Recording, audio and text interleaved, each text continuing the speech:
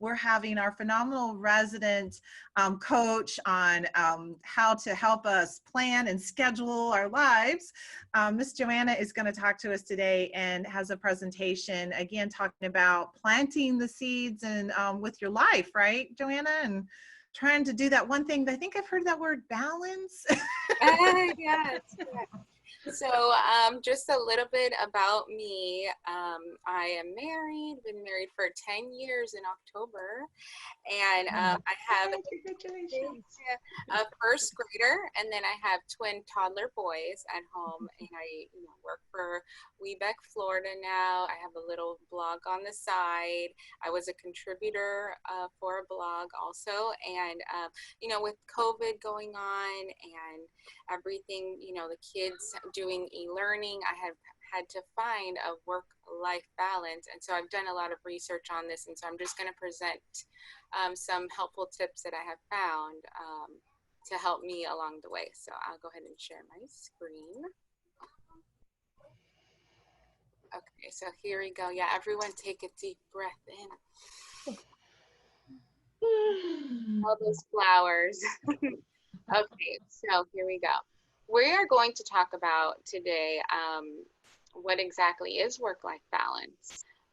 What are the consequences of having a poor work-life balance? What is a non-negotiable? Talking about the importance of caring for yourself, how to implement your non-negotiables in your life, what to do when life tips out of balance, and making sure to remember to create a flexible and happy work environment for your staff. And then I have something for you to do. So, what exactly is work-life balance? The first thing is to understand that it is a myth for you to have a work-life balance in equal parts. So it's not necessarily always going to be 50-50. It's going to depend on what you have going on in your work life, what you have going on in your personal life. So try to not think of it as splitting time evenly, but giving attention to each as needed. And there are days, for example, where you may find yourself having to take a break from work to take your child to the dentist, or you have a deadline on a project that you need to get done. So the next day you're focusing more on that than your personal life. And so just being able to find the right balance for you in your life and at that time is what will lead you to more happiness and success. So to find that perfect balance, ladies, it's going to take some time. It's not going to happen overnight. Setting the right habits are the seeds that will lead to the future harvest of a successful work-life balance. And and like I said, it doesn't grow overnight. And so I'm going to talk to you about I'm going to share with you some of these seeds that you can use in your everyday life. But let's talk about what happens if you do not have a successful work-life balance. So these are some consequences. You might be feeling more fatigue, and when you are tired, you are not able to work as productively as you should. And this can cause you to maybe make some errors or decisions financially, like with your business, that you regret. And it's because you were tired and weren't thinking well. Poor health. Stresses can affect the immune system. And pay attention to your body. And when those are like your warning signs. Like, every so often when I get stressed, I'll get like a pimple or something, and that's not normal like for me. So I'm like, okay, something's wrong here. Let me try to figure out what's happening. So pay attention to your body and monitor that, because it's a clear warning sign for you to notice. And then, you may have found that you have lost time with friends and loved ones. Are you missing birthdays? Are you missing milestones that you may regret when you look back? So these are some of the consequences that we have. And this I found through the Mayo Clinic. And I'm going to share with you now, before we can plant the seeds that will lead to the future of a work-life balance, where we need to take a step back and evaluate the situation as it is, so right now, and this will help us determine what we need to do. So for example, you're looking at your garden and you're like, oh gosh, I'm not happy with my work-life balance. So declutter the mess. And think about your weeds and what are the things that you need to get rid of and get out of your garden. So, are you spending too much time on social media, or you have these household chores that maybe you could assign to someone else, or buy a Roomba or something instead of vacuuming each night. So think about the declutter, and then think about your core values and your non-negotiables. And Nancy has done a great presentation on core values, and I have found that family is one of my core values, and happiness and health those are like one of my top three. And so then you want to visualize your goals and visualize where you want to be, not only in your work life but also in your personal life. You want to make sure that you have achieved this wonderful success, but you haven't forgotten about your family and your kids and missed everything along the way, right? So make a plan, and then start planting those seeds, and then reevaluate and make changes as needed. And I'll talk about that a little bit more. So now let's talk about non-negotiable. And what is a non-negotiable? So a non-negotiable is something that is not open for discussion or modification. It's something personable. Some common non-negotiables are brushing your teeth. You do that every day. You're gonna do it, and you have to do it. That's what I tell my son. And and flossing and using mouthwash. So those are his non-negotiables. But so you're not gonna eat peanuts if you are allergic to peanuts. So thinking about non-negotiables, about your common ones, but then there's also non-negotiables that you have and that you make a priority to do because they make you feel good, they make you feel successful, and they make you happy when you've done these things. And so I'm going to talk about some examples of non-negotiables that you may have. So getting the sleep that you need, whether it's 7 or 8 or even 6 hours some nights, make sure you have that rest that you need. Exercising is one of my non-negotiables. Eating lunch away from your desk, so you listening to a weekly podcast or reading. So these are just some examples of non-negotiables. Quality time with kids is another one of mine, big ones for me. And you want to be sure that you're caring for yourself. So, eating a healthy diet, making sure you're getting your sleep. And I liked this picture, the fun, where you make time for fun and relaxation, and you have to dig for those letters, because sometimes we get so caught up in work that we forget, oh wait, we need to have some fun time. So, and whatever it is that you consider fun is your priority, your choice. And so just make sure you find that.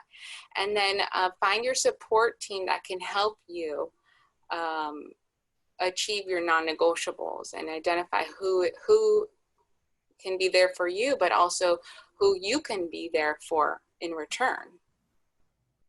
And so, we're gonna see how do you implement your non-negotiables. So basically, how will you be ready to tend to your garden? And in this picture, you see she has her gloves, she has her gardening shoes, and her watering can. She is ready to tend to that garden. And so in order for your non-negotiables to happen, you're gonna need a plan for them, plan to make them happen. So plan your downtime.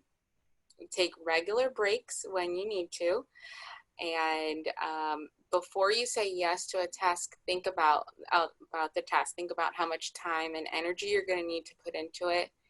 For example, I was asked to be on the PTA board this year because my son is going into first grade, and I used to be a teacher, so education is a big, thing in my house. But I had to take a step back before I said yes and really think about it, because that would be another layer of responsibilities and commitment that I just can't do right now, even though I'd love to. So what did I do? I said, let me think about it. And I got back to them and I said that I would love to do it in the future, but right now, it's not the right time for me. And I know that if I were to take on that task, it would bring on more stress and into my life right now, and I don't really need that. So those are things you can do to try to think about things. And then this is another thing you can do, is to drop the pursuit of perfection. We are not perfect. No one is perfect. My friend says to me, I love to see it when moms have it all together. And I'm like, who has it all together? Because I would like to meet that woman. I would really like to meet her. So people, you can perceive this perfection, but it's not there, people. It's not there.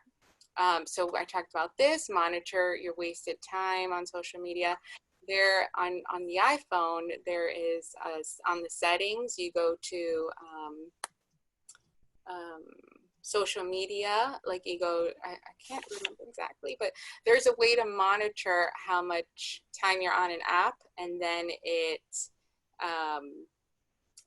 alerts you like, whoops, you've been on there way too long, time to get off. So that is something that I just recently found out from my sister, that if you're interested, I can get that information for you. But also creating a gratitude habit, whether it's a journal or drawing a picture or taking a photo. We kind of talked about this at our meetup, and how when you're in like this rut, creating gratitude is a way to make yourself happy and kind of be thankful for the things that you have, and then move on from that. So whatever your choice of gratitude expression is, definitely recommend doing that. And so we're going to talk about now is you need to try to recognize when life is tipping out of balance. So with modern day life right now, and it's so fast paced, it's so easy for us to fail to notice that our life is starting to tip out of balance.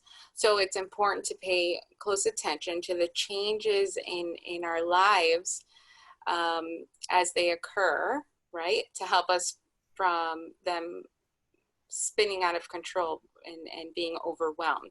So these are some things that I found in a magazine called Breathe, which I strongly recommend picking one up at Publix. But basically it says to zoom out, and this is basically stepping back and looking at the bigger picture and deciding and focusing on what's really important. So if you're struggling with a problem in your life, if you zoom out and see what the bigger picture is, then you'll find that it may only be a small part of your garden that you're having issues with. So you just pull it out with the weed, and take that plant out, and you can replace it and just try to move on mentally from that.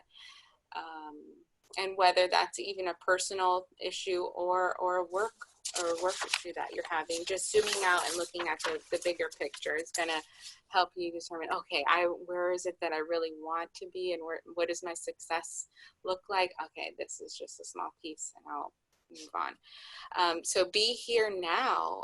In today's modern world, people are less attentive to what's going on because we're constantly distracted, from our phones and emails. And so basically just be disciplined to be here in the now. If you're going to go to lunch with your mom or your grandma, spend time with them and put your phone away. Or if you're going to have your playtime with your child, 10 minutes a day, and don't touch your phone. Those emails, and they can wait for those 10 minutes. it's easy to get distracted, you know, with all that, but really try to focus on the now and being mindful, and that'll make your time with your child more, you'll appreciate that more. Wow, I had a really great time, and your child will appreciate that also.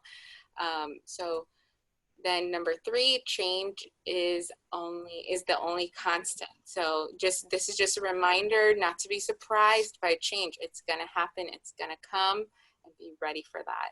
And then number 4, facing the problem. And it's important not to sweep problems under the rug.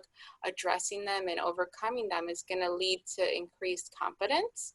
And the sooner that you face it, you know, the less time you have spent worrying about it and thinking about it. And so this will help you have more time to focus on what you want to. So just go ahead and address it. And so remember that you want to create a flexible and happy work environment. As you're working on your work-life balance, you know, consider your employees' work-life balance, and there may be some small changes that you can make to empower your employees. And when employees are happy in their roles, the work will feel more like a second home for them and not like they're just working for a paycheck. So remember that. So here's your assignment, guys. As a teacher, I like to give assignments. And so I want you to challenge yourself to follow these steps for the next 4 weeks, okay? And this says bloom where you're planted. So wherever we are right now, no matter what your garden looks like, however, if it's messy, if you already have a clean garden, most of us probably have a garden that needs to be tended to.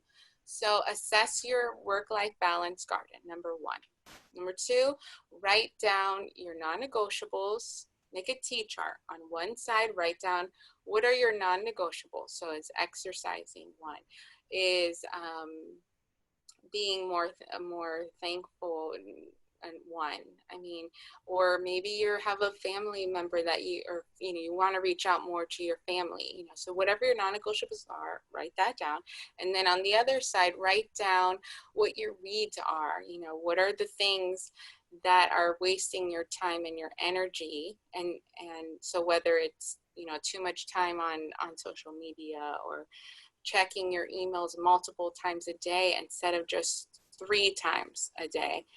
Household chores, like I said, you know, what are those weeds, and then you'll try to figure out what to do with them, whether it's, you know, trying to find, identifying a person that can help you work through that, whether it's like a household chore. So maybe you might hire somebody to do that, or you might, you know, purchase a Roomba and think of that as an investment so that you have more time for other things. And then make a plan and implement the changes. So make a plan and say, okay, I'm gonna work out, do my exercise, or maybe you're wanting to meditate. Maybe you'll say, okay, I'll meditate Monday through Friday, and then do that plan, and then whatever your non-negotiables are, and then at the end of the week, you're gonna look at it and evaluate it, and then see what changes you need to make for the following week. And then by the 4th week, you should start to feel like you have more of a work-life balance, that your garden is balanced.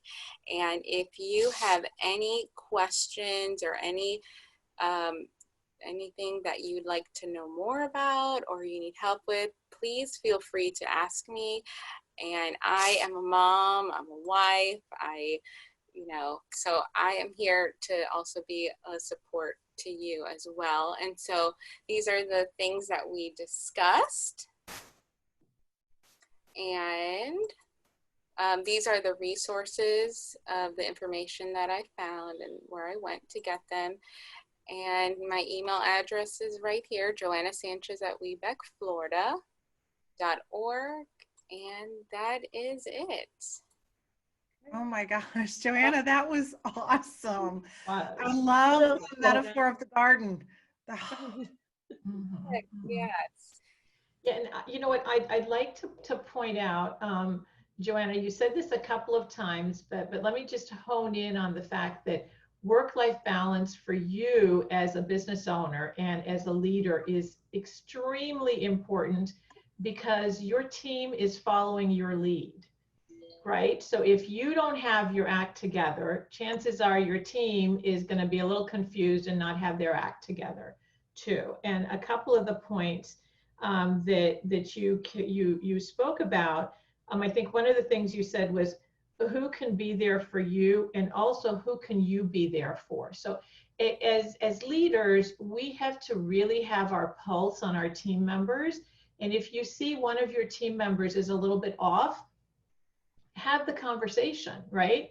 A couple of weeks ago, Emily did a really great presentation on courageous conversations, right? And the importance of having sometimes these uncomfortable conversations with our team members. But when it comes to making sure that everybody's on top of their game, it really trickles from the top down. So I really liked the fact that you highlighted that and then gave us a lot of food for thought and some homework. I thought that was great too. So thanks, Johanna. Yeah. The reminder too to weed, to look at your non-negotiables and then pull anything out that, like a weed, right, doesn't belong there. That is so critical. Like, I love this. Who said that? Rochelle talked about that. Oh, and then Pauline was saying about on your vision board. Like, I want to put that down. Like, don't forget to weed on my board to remember, because you do. Like, I set my non-negotiables, but it's bad. I get bad about, right? We all do. You get complacent, and then all of a sudden you're tired, and you're all those things that you said, Johanna. And it's because we've let some weeds maybe pop into our garden. How fast weeds can grow. Yes. Absolutely. We all try.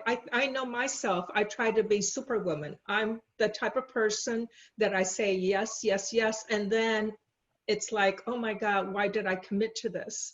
So you're absolutely right. It's a great idea to really think for the whole week and not overextend yourself, and just think, what can I really do this week? And then plan it out versus just, committing to too many things, and then you're not able to fulfill everything that you want to do. So like Steph said, let's weed out the things that we really don't need. So yes. I remember I read a while back, or maybe it was one of my coaches who said that women have a hard time saying no unless we can come up with a solution. So I loved what you did, Johanna, when you were asked to sit on the PTA board. You said, well, let me think about it. You went home and thought about it and came back stronger to say, no, I just can't do it right now. If anybody has a hard time saying no, think about what the solution could be, right? So you could say, you know what, I really want to do this, but I'm not able to fit this in right now. But so-and-so, why don't you contact Nancy or Sally and see if they might be interested? And I think that takes the onus off of our feeling bad about saying no, right? So the next time you're faced with a situation where you have to give a hard no because it's a non-negotiable, what other solution could you help provide? And that might take the sting out of it. That's a great idea. Yes. Pass the buck. Yes. It's not really passing the buck, as being a solutions provider, right? And that's what we're really good at. Women in general, we're really good at finding alternatives and solutions. And I think everybody appreciates that, right? Rather than hear, no, I can't do it. I think it's better, I think, to say, I can't do it, but how about asking this person? Or how about considering that person? Or you could also say, I can't do it now. I might be able to do it in a couple of months. If you can come back to me at that point, I'd be happy to consider it again. Yeah, I think that too comes back to, as we're talking to people, like in these meetups even and everything, like listening. Because, I have a great example of talking to someone in the chamber on something. We had a meeting. This was back when we were in quarantine. And they said, you know what, if everything ever comes up with this, if anybody knows with this one organization, I'd love to be part of it. And then same thing, Nancy, they called me and I said, well, I can't do it right now, but you know what? Something heard somebody a few weeks ago say they might be interested if you have an opening. They may or may not, but so again, just not even listening. Again, we're not going to remember everything, but it's just funny how sometimes you'll hear something and then you might, they might approach you, but you may, what, I may not, but to your point, like, oh my gosh, I know a few weeks ago, Sally Joe was looking into you guys and you didn't have anything and she might be interested. So yeah, I love that. But again, I think Johanna, when you especially, it just really resonated with me when you talked about that review and then looking at what, the weeds that don't belong there. Cause we can fall off our own, our own path. And then, like you said, also having people to check. It's so funny. I have a couple of friends that I've had since college and they're my checkpoints, and I tease them, like they watch my Facebook even, and then they'll call me and they say, okay, love you, but what on earth what else did you sign up for? You should have called me first, like they just know me so well and they're just my people. And I do the same for them. Like, we just know that, hey, I love you, but I just noticed you did this and then you did that. And then now you're like, yeah, I just did another board. Now we might need to talk about this. So, I think you mentioned something about having people that will help you and then you can help them to find that balance. It's good to have somebody that you trust that will call you out on it and say, I think you're overextended. And I think, Nancy, you said that courageous conversation. It's important to have somebody in your life that'll do that for you. Yeah. And I think it's important to remember like what time you are in your life and what's going on. So for example, when I'm older and I may be working more because my kids are like older and I have more time to do more things. So right now, I may not be spending even as much time as I would like working because I can't, but I think that it depends too, like where you are and what your situation is. People are like, oh, I can't believe you can do all this and you have this, and it's like, well, and it's because it's different compared to what they have and what they can do. So it's not necessarily comparing apples to apples.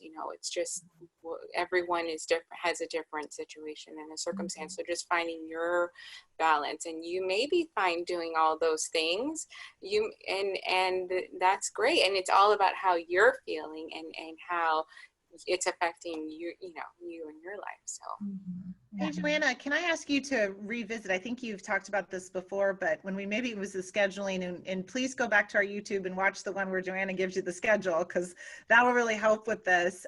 But can you talk a little bit about, because of being in quarantine and COVID and y'all being home, but you said that fitness is still important and how you still manage with your schedule to work that in every day? Because I know you've talked about that.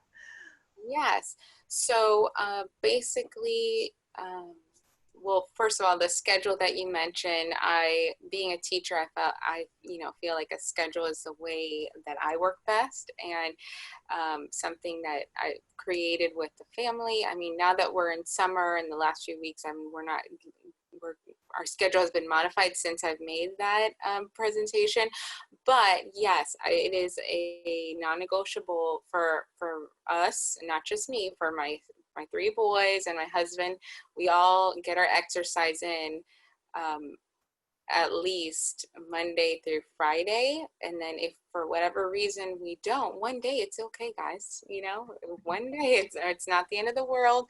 I could do a walk on the weekend if I want, but I have set that, and I have felt like it's helped me maintain a feeling of accomplishment. I got the workout done. It's done. And whether that's a bike ride, going for a walk, or doing a YouTube, ab exercise or leg workout, and or beach body, which on demand, or going to the gym. Some gyms are open and have good, strict guidelines. So it just depends. Yeah. But getting it done one way or the other. Right. And I think also what gets planned gets done, right? So if it's in your calendar, if you decide that you're going to put in your calendar that you're going to get a 30-minute walk every morning at 7:30 a.m., chances are it's going to happen, right? Because we all like to see things accomplished. I also wanted to focus in a minute, Johanna, on this concept of zooming out, right? And It reminded me, when you were talking about the zooming out, it reminded me of a book I read years ago called 10-10-10. I think that was the name of it. And I'll see if we can drop the link in the chat. But the premise of the book was this super successful woman. She created balance in her life and was able to deal with everything she had to deal with by looking at things and how they were going to be affected in 10 minutes, in 10 weeks, in 10 years. And so her zooming out was, let me see, okay, if I make this decision right now, how is my life going to be affected? How is my family life, my work life, my community, how are they going to be affected in 10 minutes, in 10 weeks, and 10 years? And I think it really puts a lot of perspective, right? Especially for moms with small kids, or, you know, moms that are working and dealing with adolescents, and even with our own team members, looking out and seeing, okay, is this that big a deal? Right now, it seems like it's just, you know, the end of the world if we don't do X, Y, Z. But 10 weeks from now, what is that really going to be that important? And especially 10 years from now, is it going to be that important? So I love the idea of zooming out to kind of gain some perspective, right? I remember years ago, I had a friend who was having some trouble potty training her young daughter. And another friend of ours told her, you know, she doesn't have to be potty trained at 2. It's going to be okay if she's a little bit behind 2 years old. She's not going to go to college not knowing how to go to the bathroom. She's not even going to enter first grade not knowing how to go to the bathroom, right? So, you know, zoom out if you find yourself really stressed and in so deep, in the weeds so deep that you can't see beyond it. Just kind of zoom out and say, okay, really what's happening here, and how is that going to affect our lives in a short while, or in even the longer term. And sometimes the decisions you make, the ones that you say no right now to, really benefit you 10 years from now, right? Or even 10 weeks from now. So it's all about perspective. Yes, and I think that also relates to, you know, perfection, and it doesn't have to be perfect. My twins, to go to their little school that has like 5 kids in them, it's a home preschool, they, you know, she wanted them to wear pull-ups, and the book that I read and what I did with Jonathan was no pull-ups. Once they're in underwear, that's it, they don't go back. And so finally I had to just zoom out, and, you know, it's okay, it's gonna be fine. So they're fine. So yeah, that is very true. And Steph, to go back to, I forgot to mention the workout thing. We coordinate what day. So Monday, Wednesday, Friday, he wakes up before the kids and I tend to the kids. And then Tuesday, Thursday, I can get a workout in before they get up. And then those other days I work out kind of with them, but they are outside, and you know the benefits of playing outside and being outside. So yeah. Yeah, because I just know that we've all definitely now, right? Because we're home more, and we may have family members home more with us. And so I love that too, because again, that's where the zoom out too, like, you know, I have to admit, my mom is a big one, Nancy. It's funny you mentioned that. That's always reminding me the same thing, right? You know, it's right now is right now. You know what I mean? Like, you know, she's going to be fine. She's 5. You got plenty of time to, you know, 2020 is not going to scar her, you know? Or you, it's 1 year, or you, right? You're going to be fine. You're going to get through this. So I'm glad you mentioned that, because it's so true. Because we just get so picky, especially women, you know, because we do want it to look perfect because of, and I think, you know, sometimes Pinterest and all that does make us feel like we have to be the Pinterest mom or the blogger mom or whatever. And, you know, we have to just be us, you know, that's what, to be perfectly honest, your friends, your clients, everybody. I was just working with a prospective client this morning, and that was her conversation. Like, she's made this website and all, and she's like, I'm just not satisfied. This is because it doesn't look like you. It doesn't speak like you. You're talking like somebody else, And at the end of the day, that's what everybody wants. And I really think, looking back on what we've been through with the quarantine and all of this, is that think about the things that we have seen, like, even today, I apologize, right as we started, my daughter comes running in, something exciting. So you see Nancy's picture pop up because I'm like, but to an element, it lets people know that we're real, that there is a life, and you all have that, right? We have the dogs running around in the background and the mailman coming or UPS or Amazon. It makes us all feel real, especially, I have laughed at, watching the news, right? And you see that with the newscasters. So I think we all just, to your point, I think this is a perfect time for this, Johanna, because we do need to all just zoom out and go, you know what, that's the other thing. We're all in the same place right now. And and I think there's so many critical things that were highlighted, and two that really struck me, the idea of the sense of accomplishment. What I think where the balance gets off kilter is that we never feel accomplished because there's so much more to do. So we never celebrate what was actually done because we just focus on what's left. And if we just kind of pace ourselves with the fact that there will always be more to do, that's the fact of life, but that we have indeed accomplished something. And that really gives us a sense of calm. I know for me, that certainly helps. And also you mentioned about, not comparing yourself with other people. We all have to find our own rhythm. Some people maybe can go at this turbocharged pace and that's normal for them. But if you try to keep up with that, you'll burn out versus if someone, or vice versa. So just finding your own rhythm and defining your own success and your own feeling of fulfillment, I think is really a underlying component to the discussion as we've been having. Yeah. Well, just to go back, I'm sorry, Nancy, you go ahead. Yeah, I was going to say, I noticed in the chat that Sarah Baker from First Citizens Bank talked about, a practice that they have. And I think it's a good idea to establish some really good practices, right, for your team members. I was working I was coaching a client recently where we were talking about how her team looks like it's really successful. Their numbers are kind of beginning to drop since the pandemic, and she has a part of her team that works remotely, a part that comes in, and they've done everything, to make everybody safe and all. And she said, we're on top of them, their numbers, but I'm wondering what's happening. And so I said, well, are they equipped correctly to work from home? Because it's one thing if you have remote workers and they're on laptops as opposed to being on PCs. And so, or is their chair comfortable? I mean, did they bring a chair from work to home? And if you're sitting in an uncomfortable chair, you're not going to be as productive, right? So we worked out with this client that she was going to do a checklist to see, I understand that you're being productive, but are you equipped properly? Is the lighting good?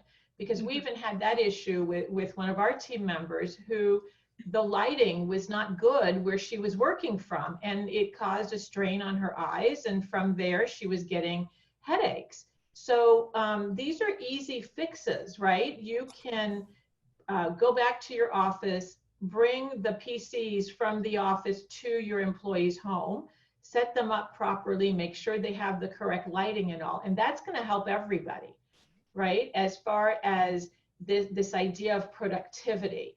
And sometimes we need to be reminded that this is probably going to be a little bit longer than we had anticipated. For the first couple of weeks, the first couple of months, we said, okay, we're just going to put up with this. But we're past the putting up with this part, right?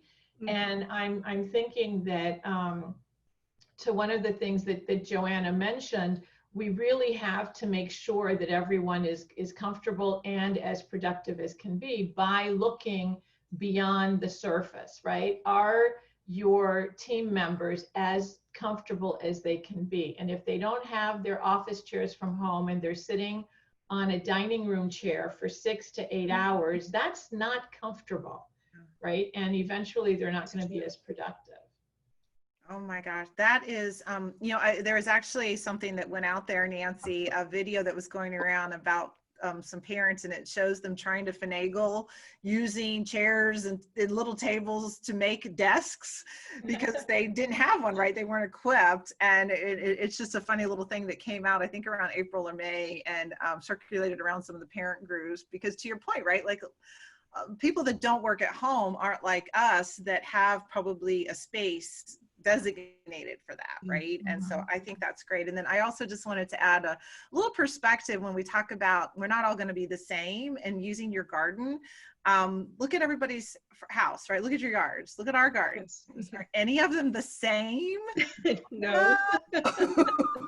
I've never gone by one house.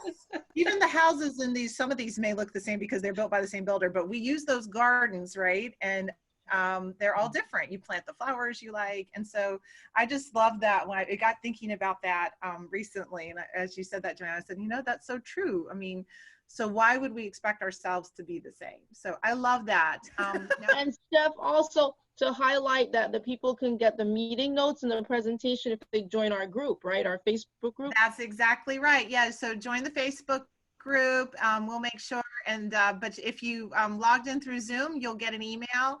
And if you're not getting those emails, then make sure you join the group. So thanks so much, everybody. Have a fabulous week. Bye. Thank you.